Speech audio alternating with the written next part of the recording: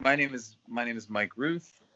I live in Vietnam. I know Lizzie through working here in Vietnam in Saigon at Apollo English. Um, so officially, Vietnam doesn't have any COVID deaths. Is that correct? So from what's reported, that is correct, and Hmm. that's widely reported. I think people can speculate as to whether that's 100% true or not. I can't say for sure, nor do I necessarily want to because I don't know. But I think it's done very, very well, especially when you compare it to what's going on with other places. And so, yeah, it is pretty mind blowing. Like, and I would say that if I were to speculate, like if there might have been, any deaths, there may have been reason to say, okay, well, like, let's not freak everybody out, by Hmm. reporting these.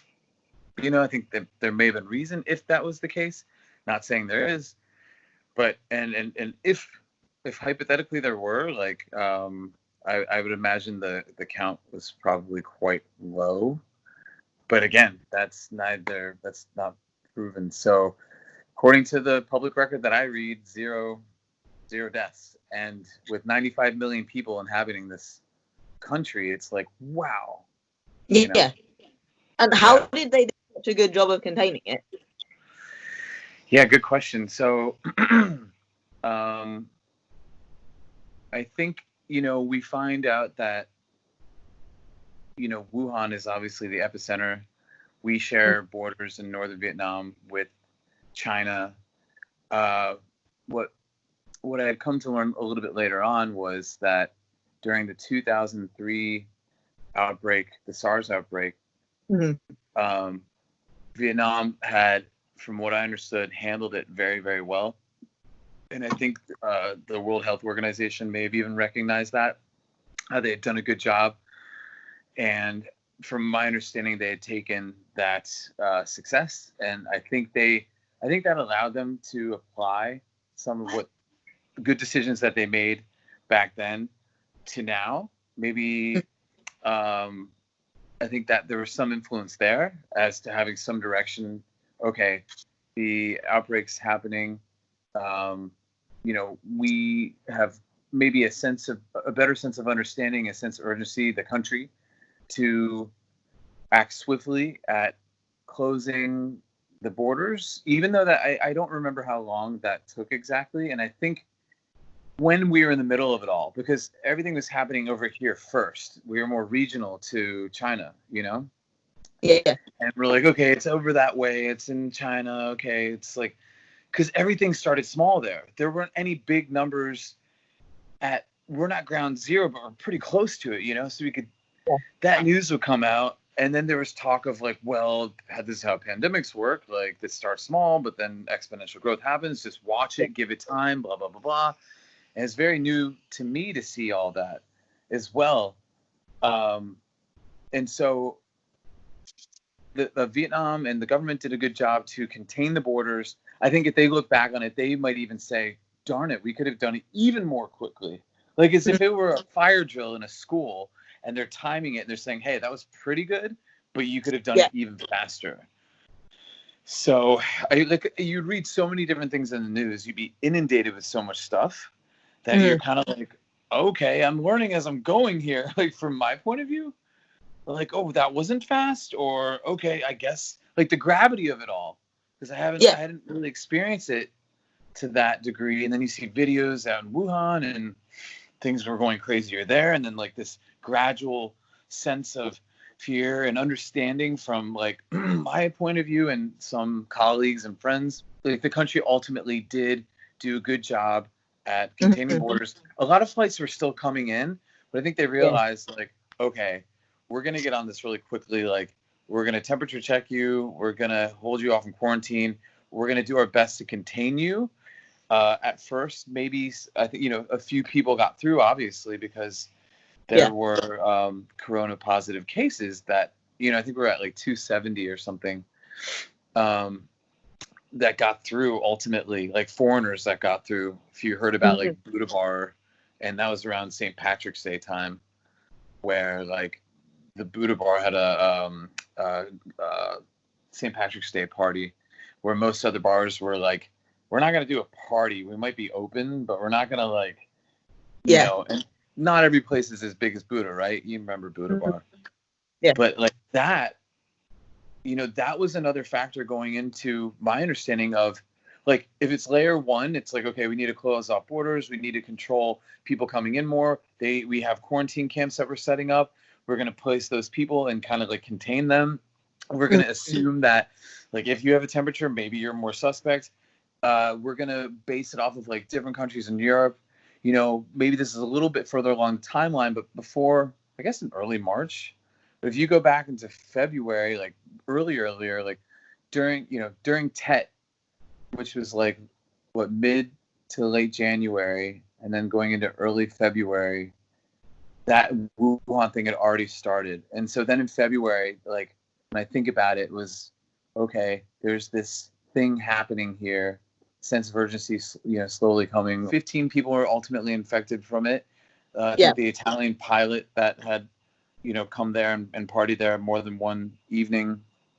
And then we used like have you heard of like the F0 through F4 system? No. That's the scale that like we use here. And I can go into that in a moment. But yeah, and bottom line is Vietnam was quite fast to, you know, contain when and like people around the town were pretty quick to just be like, okay, sanitizer's a thing, masks are a thing. People were like hoarding the pharmacies to get the masks. There was a shortage of masks for a while. Would see like people going crazy for masks, and then slowly, like locals definitely got it quicker. They're like, whether they're more freaked out or maybe because of SARS, just maybe a better understanding, where they were quicker to like mask on, keep them on, don't get anybody else sick. What's wrong with you foreigners? Foreigners were a lot slower. And there was a lot of tourists here at the time, and there was plenty of expats that were pretty slow to like, I don't know that I need to wear this at all times, and just a lot of back and forth with that. Macro habits of a city start to form over time, right? Like now it's like normal to have a mask on. It's just like you feel weird not wearing one going outside, you know? And was that imposed from the government, or was it like, I mean, as soon as it started appearing, did people start changing their habits by themselves? Yeah, a lot of it I think was, there was some, there was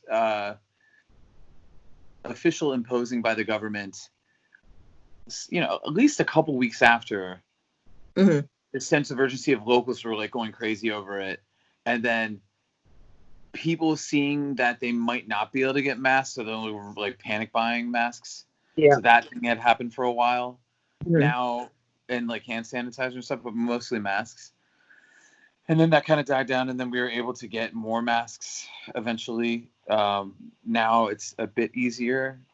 I'd say like a good month now, the government has given like official, like, if we see you without a mask on, we can fine you, or we could, you know, if we see you, like now they're starting to lessen the restrictions on things I can tell you in just a moment, but like we would get like everybody would get a Mobifone message or a Viatel message on the cell services from the government saying like, all right, you can still be outside. It's not recommended. We want you to self-isolate, but if you are, you need to socially distance. Otherwise, you get a fine from somebody. You can't be hanging out with more than one person at a time, socially distance. You need to wear the mask. After 10, it's really enforced with fines and things like that. So, so yeah, and then like you still see a fair amount of people like driving around doing that kind of thing, you know. But I think overall, people have done just a very, very good job. And I think the fact that folks knew, kind of like we were learning about the numbers earlier on, how like our case count had remained low, but anything could change.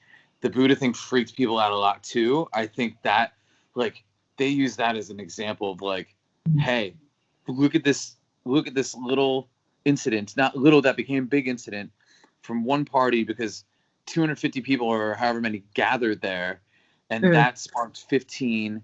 And I give a lot of credit to Vietnam because they were like really quick to track those people down and put them in quarantine, you know?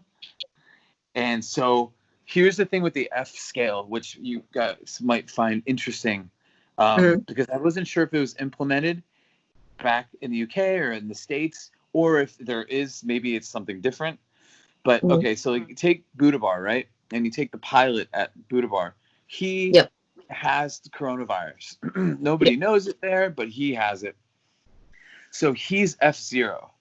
He's the guy who has it. So you're considered F0 on the chart. Now, everybody who's inside Budabar, now you can't know for sure, but you're just going to have to say all of you. If you all were there at the same party and you were in contact, and some would be in closer contact obviously than others, so it's not 100% accurate, but to be safe, the government could say, all right, you were all there, you are now F1 because you were technically in contact with an F0. So if that's the case, then the F1s that leave the Buddha bar and then go home and hang out with their roommates, those roommates become F2. You see? F2 goes to work the next day. He makes the people in the office F3. Then F3 carries that to F4. So just like that. But it was a good system. The people kind of started to understand, and then the government was like basically saying, look, if you're F0, obviously you're going to quarantine or your hospital. If you're F1, you got to go to quarantine. If you're F2, like, be like self-isolate the hell out of yourself. So people felt it. You're like, oh, what am I? I don't know. What's But so that, like, just that incident that I keep bringing up, like, really, it made the news everywhere. In hindsight, people were just like, maybe that's obviously not good it happened, but in a sense, maybe it kind of was. Yeah. Because it really just pushed the whole, like, all right, everybody, stay home, just socially distance, help to flatten the curve, and we'll all get through this. And we'll just have to make changes, as time goes on. But this is like Directive 16 or whatever they call it. And it's kind of pretty much lockdown, Yeah. But not to certain extremities as other places. Sorry, go ahead. Yes. So what was the most, like, restrictive lockdown you were under? So, like, for example, I live, do you know the manor in Bintan? Like, do you remember that building? Like, there's Saigon Pearl in the manor. So, like, from what I understand, in the manor, there were no known cases, as far as I know. I believe no known cases of coronavirus. But in the Mastery, there's 5 towers of the Mastery in Tao Dien, in District 2. And one of them, I forget which tower, there were 1 or 2 cases, like, tested positive. And so, from what I heard, for, I think at least a couple weeks, that tower went on lockdown. And so, like, it was very restricted as to how people went in and went out. I don't know the specifics on that. I could find out, I'm sure. But, like, it was like a contained lockdown area of District 2. District 2 itself felt the scariness, the burden of that incident, even more, because it's right at the epicenter, so I think people were just like, hell no, we're not going anywhere, not in this area. Who knows who's floating around? It kind of like worked itself out in a way. But it didn't cause the city to, I don't know if overreact's the right word, but the city didn't just go, all right, now this whole district or everybody's on super duper lockdown. That didn't really happen. There were still folks that were out maybe more than they should have been, or, you can't control everybody. But anyway, for the most part, it was just, when you really look at how the government contained people at these quarantine camps pretty quickly, I think that played a huge role, just because it's like you're flying in for, like, a buddy of mine, he was coming in, as timing would have it, from Ireland After Tet, really right at the cusp of like, can we fly in here? Are we okay? And I think he thought, he's like, when I fly in, they'll check me out, and then they'll be like, oh, well, you're fine, so you can move on. But by the time he got here, man, I guess 6 weeks ago or so, maybe 7. But by the time he got here, and they were like, where did you come from? Oh, you're from Ireland? Oh, well, Ireland just like went crazy like on the outbreak at that same time he flew in. So they're like, we don't really care. You're going to quarantine camp. Like, we don't, like, and I think he thought that might happen. So they for the most part, everybody was treated fine. But he had to go for 2 weeks and was there. He's like using his 4G, and I was like, how's it going? He's like, it's kind of boring. Some people are annoying. I walk around a lot. I try to read. Like, and he has his own like quarantine stories from inside the camp. You know what I mean? What's interesting now is like, okay, even with my school was pretty quick to close. Actually, my school wasn't as fast as other schools. Some schools were like, nope, closing, like, don't care, like, we'll figure stuff out, but no one's coming in. My school was still like a couple weeks beyond that, and fortunately everybody was fine. And there were a couple colleagues that had already been like contained, like because they were at the Buddha bar, So it was like, whoa, keep away, But yeah, then my school realized like, yeah, like we got to close down. Now, the kids had been sent home like well before that. It was just teachers coming in and us scratching heads going like, why? Like, all the stuff that you want us to do can easily be done from home. Like, why are we here? So yeah, I've been home now in isolation for quite a bit of time. I mean, gosh, like 6 weeks more? I don't know. I have to like look back at the dates now, but yeah, and through school, we've been doing like a Google meeting, and then we just were able to work with the parents. The parents, like a lot of folks around the world, they're with their kids at home. They still have, a lot of them have full-time jobs. It's a big challenge for us to roll out like the curriculum and keep pace and do those things that we've done. And now like that it's been a few weeks, we're finding our feet and kind of our momentum. Logistical stuff takes time. So this is more at like myself and my school. But when I look across the board, it's most other schools are doing this. Language centers have been shut for a long time. So I feel really bad for like the language center teachers, because like once those classes are shut, like they're not making any money. Had a small reduction in salary over the time being home, but not like, it was manageable, very manageable. Yeah. So very grateful for that. And is there anything, so say you're a Vietnamese person who is unable to work right now, what's being done to support you? Right, good question. Like, I feel like there could be more being done on the government side to support. It's not to say that they haven't done a great job. I don't want to be like critical of any governments. I know there's been places where folks that maybe have a greater means, that they will do like a rice charity thing where like you can go to the place and you can pick up the donation of rice. And I know like I saw one video in Phan Thiet, not too far from Mui Ne on the coast, where I guess it was from somebody's house, but they had like, because they're trying to self-isolate, they would serve the rice from inside their home, I think maybe on the second floor, and they'd send it down through a tube, and then anybody could walk up and put their like bowl or bag there, and they'd shoot it down. So like on a neighborly level, that was really nice. I just, in terms of like a mass assistance, like in the States, they've done the stimulus checks for $1,200 for just about everybody's qualified who has a social security number and is not a dependent and is not making more than $75,000 a year. I haven't heard any of that type of help monetarily.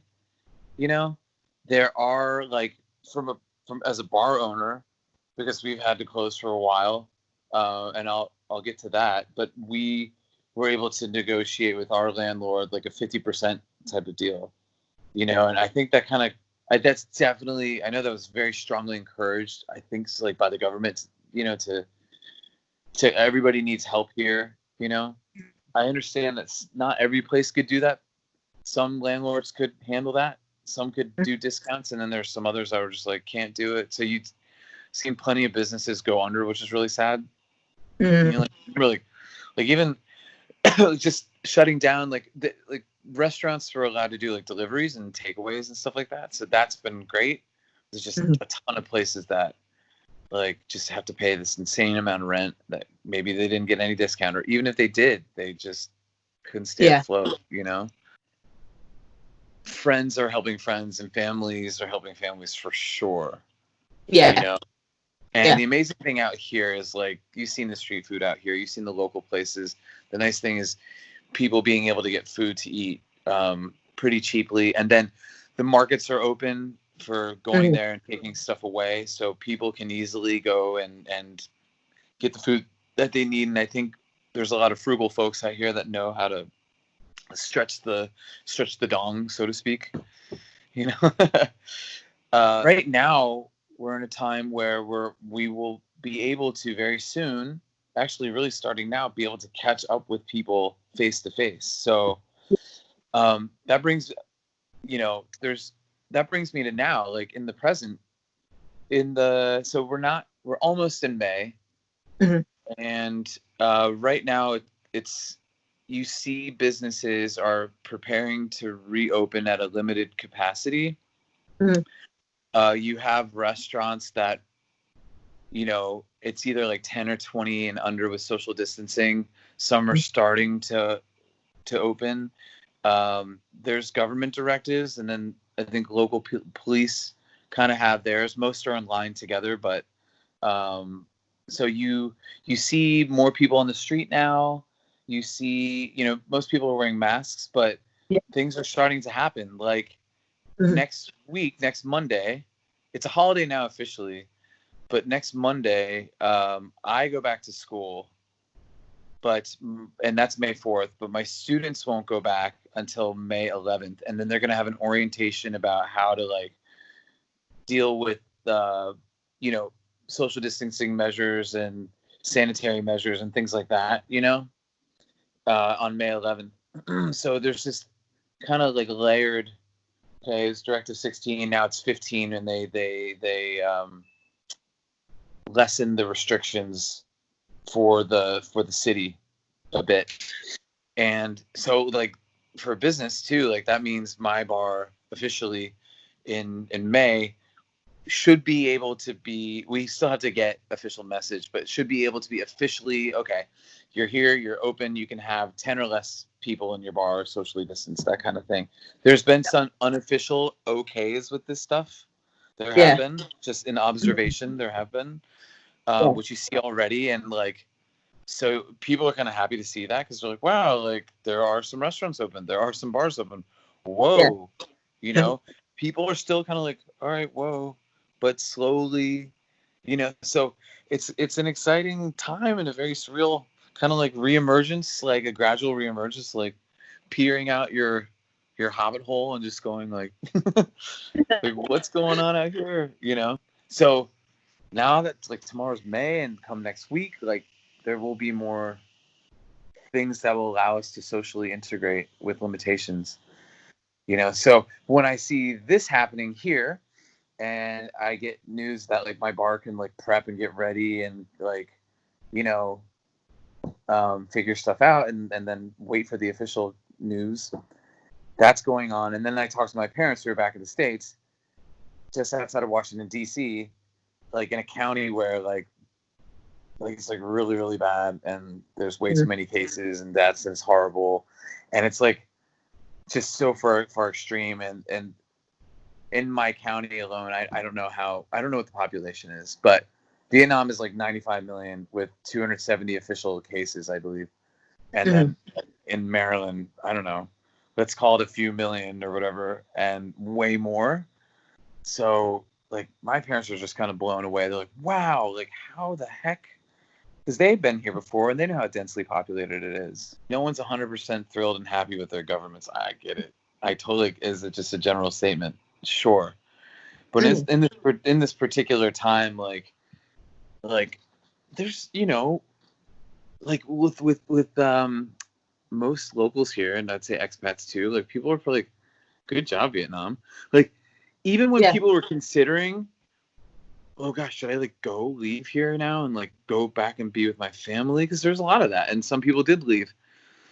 Then there's a lot of folks, including myself, who are just like, no, I feel way safer here. And this was even before like stuff really started to escalate, Yeah. back where I'm from. And I was still like, good. Ah.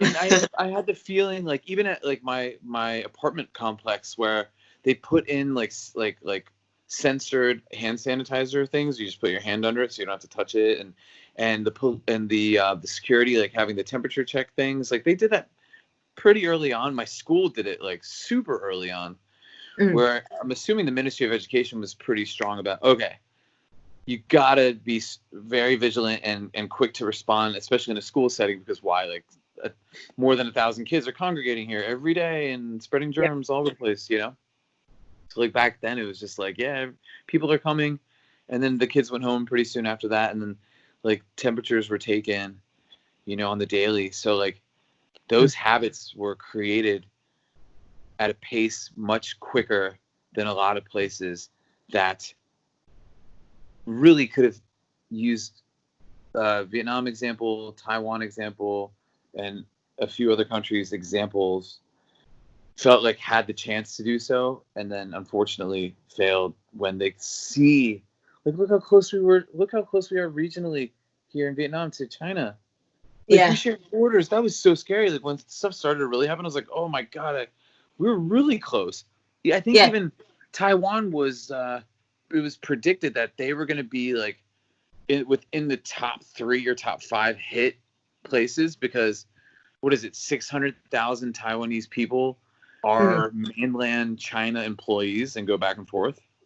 Yep. But they were like super quick, I think quicker than us, to like stop the close the borders and stop the flights from happening. So it just kind of bummed me out that like, sorry, I was just gonna say, it kind of bummed me out that like other places couldn't have just seen that kind of success and said, okay, but I understand there's other variables at play. I understand there's other things at play, but anyway. How about controlling people moving through the country? Because I know like there's a big divide between rich and poor, right? But they've got universal health in Vietnam, right? Like in theory, no matter how poor you are, you can go to a hospital and get treated.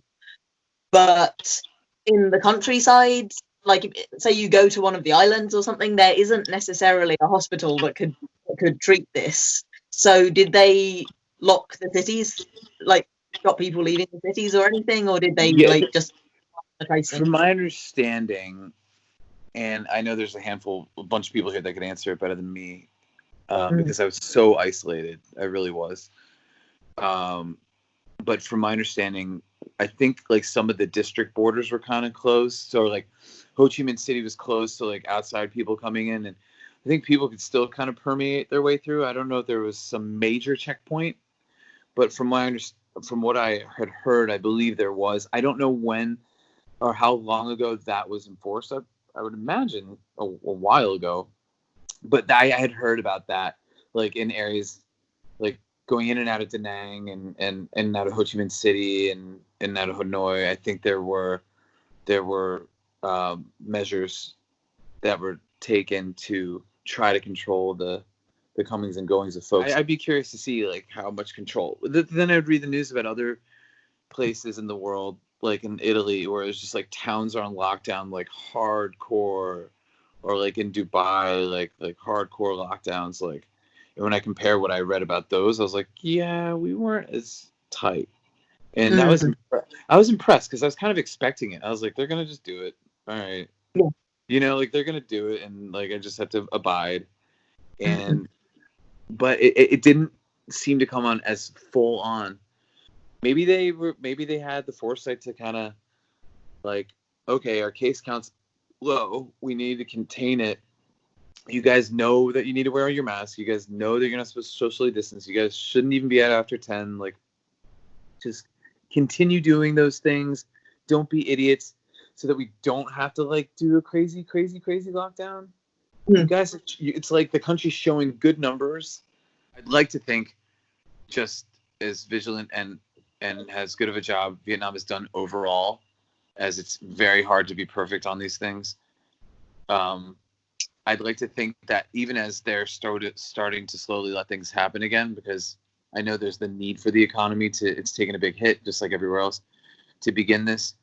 I still think that in these directives, I think 16 and 15, if they go down to 14, at least it's not some like jump to like, oh, everything's perfect and everything can open again. You know, like they do it kind of gradually. And then if something happens again or if something comes up, then they can kind of pull back on that and say, nope, you gotta. It's kind of like a weekly official statement, like week over week. There's like an official kind of government, like, okay, it's now the next week. So usually it's kind of at the end of the week where or the beginning of the new week, like where you find out, okay, this is what's going to happen. And maybe they don't release the information until the very moment because they want to keep it real time, right? Because even if in the last minute something happens and they can say, no, just kidding. Like, we got to pull back or whatever. So I'm not somebody who has had to spearhead something like this before. You just have to put trust into the powers that the authority. And when I gained some perspective on the success from the 2003 outbreak, I was like, oh, that's cool. Like, they were recognized well for it. Everybody had worked very well together in the hospitals and the quarantine camps. And, just as a country, folks had, I think, done a good job. And, it makes a lot of us proud as foreigners to say, like, yeah, good job, you guys. Like, we feel safer here. We worry a lot about our family back home.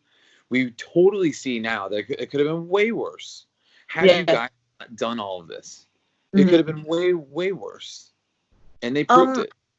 And so a criticism people have here is that because Asian people are so culturally different to Western people, they could not possibly implement those strategies in the West. Do you think that's true? Do you think if the US government had tried to do the same thing as the Vietnamese government, it would have worked? Or do you think culturally it's so different that would never work?